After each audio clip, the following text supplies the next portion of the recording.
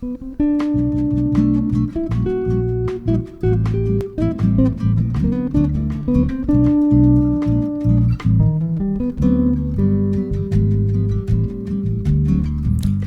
today we will look at a DNA enzyme SB010 and investigate its ability to inactivate and cleave GATA3, a main transcription factor for Th2-regulated inflammatory response pathway.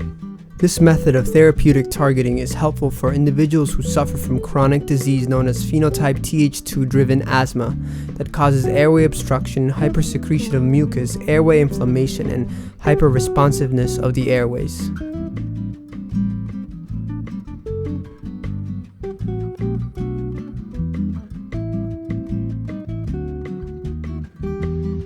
The epithelium of our upper airway is part of the mucosal immune system. This area has a constant population of cells that detect pathogens, specifically parasites, and starts a process to stop the infection right away. The response begins when allergens diffuse across the epithelium and are phagocytosed by an antigen-presenting cell, which could either be a dendritic cell or a macrophage in this case. Macrophage digests the pathogen and presents different bits, called epitopes, onto its surface. T helper 2 cells that were already looking for this epitope bind it. The T cell begins to release interleukins, which are the major form of communication between leukocytes, aka white blood cells. Interleukins can tell leukocytes to carry out certain tasks or even differentiate into more specialized cells. GATA3 is an important transcription factor because it activates the transcription of ILs 4, 5, and 13. Interleukin 5 stimulates the movement of eosinophils from the bone marrow to the affected tissue, where they activate and degranulate. Their granules consist of toxic proteins and free radicals, which destroy the pathogen along with the surrounding tissue. Interleukin 4 tells B cells to do two major things. It tells them to differentiate into plasma cells and to express antigen-specific antibodies of the IgE isotype. These plasma cells produce massive amounts of IgE in order to scale up the response by other leukocytes, as well as to crowd invading parasites for whom the pathway is originally meant for. Interleukin 9 upregulates the reactivity of mast cells, which are important players in allergic reactions. Antigen carried by IgE cross-links with the Fc epsilon Ri site on mast cells. This cross-linking activates them to produce a large number of chemokines, cytokines, and lipid mediators. The latter, along with IL-13, stimulates smooth muscle contraction, increased vascular permeability, mucus production, and the influx of leukocytes. If enough IgE antigen complexes bind to the Fc epsilon Ri site, a mast cell will degranulate.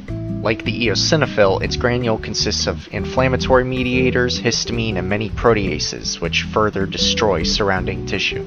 These extreme reactions contribute to a runaway effect, where growing inflammation and degranulating cells destroy surrounding tissue. This is a defense mechanism against parasites because they're just so large compared to our tiny leukocytes.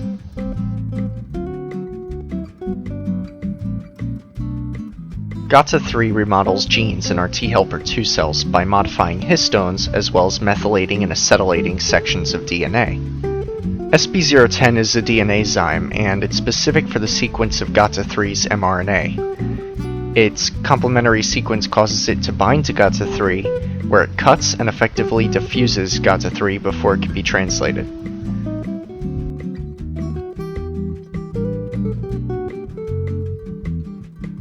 The patients gathered for the experiment were white males between the ages of 18 and 64 years who had been diagnosed with mild asthma and never received treatment for at least 6 months before screening. Asthma was confirmed by positive response to aeroallergens on a skin prick test.